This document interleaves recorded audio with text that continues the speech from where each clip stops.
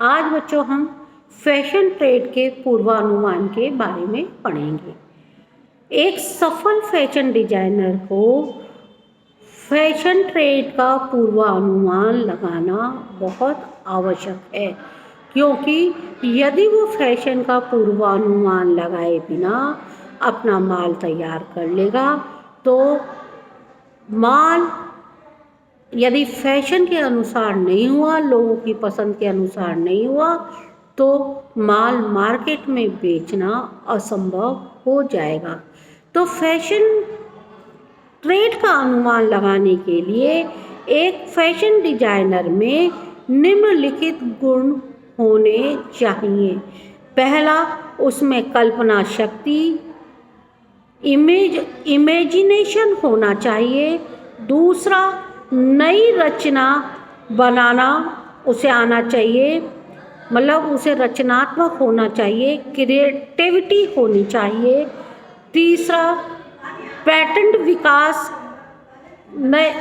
विकास के तरीके, नए नए तरीके उसे आने चाहिए। डेवलपमेंट ऑफ पैटर्न उसे आना चाहिए।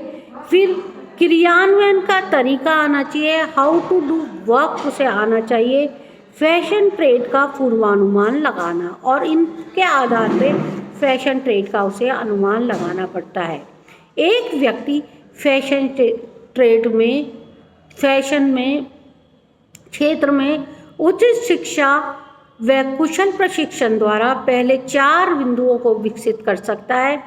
जैसे मैंने अभी आपको बताया, ये 4 बिंदु है अपनी कल्पना शक्ति, नई रचना को पैदा करना या बनाना, नए तरीके से पैटर्न विकसित करना और क्रियान्वयन का तरीका। लेकिन 5वें बिंदु को वो इस तरह से डेवलप नहीं कर सकता, ज्ञान के द्वारा नहीं कर सकता, उसके लिए उसे निम्नलिखित कार्य करने पड़ेंगे। 4 बिंदुओं को विकसित कर सकता, उपयुक्त ज्ञान प्राप्त करने हेतु किसी ऐसे संस्थान में वो शामिल होना चाहिए जो फैशन डिजाइनिंग कार्यक्रमों का संचालन कर रहा हो तथा उसे व्यावहारिक प्रशिक्षण में सुविधा का लाभ उठा रहा हो।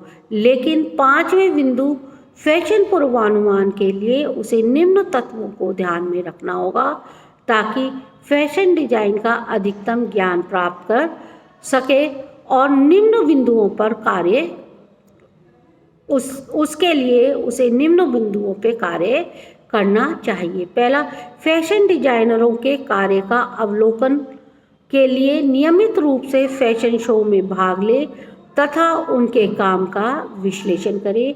दूसरा, फैशन शो में भाग ले अपनी भी नई डिजाइन प्रस्तुत करे। तीसरा, भारत और विदेशों में तैयार वस्त्र, फैशन डिजाइनर वस्त्रों के व्यावसायिक मेलों में भाग ले और उनके नवीन विकास व तकनीक का ज्ञान प्राप्त करे, विश्लेषण करे।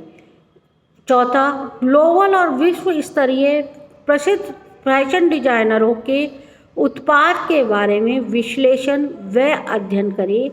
पांचवा, फैशन उद्योग में ज्ञान प्राप्त करने हेतु नियमित रूप से फैशन से संबंधित पत्र पत्रिकाओं को पढ़े।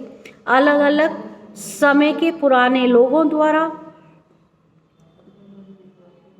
पुराने फैशन की पुस्तकों को पढ़ना एवं वर्तमान में अन्य क्षेत्र की अन्य पुस्तकों को पढ़ तुलना करना, जिससे ज्ञान की अभिवृद्धि हो सके। 7, फैशन के क्षेत्र में विभिन्न क्षेत्रों पर, फैशन क्षेत्र के अलावा भी विभिन्न क्षेत्रों पर पर्याप्त जानकारी के साथ अपने ज्ञान में सुधार करना।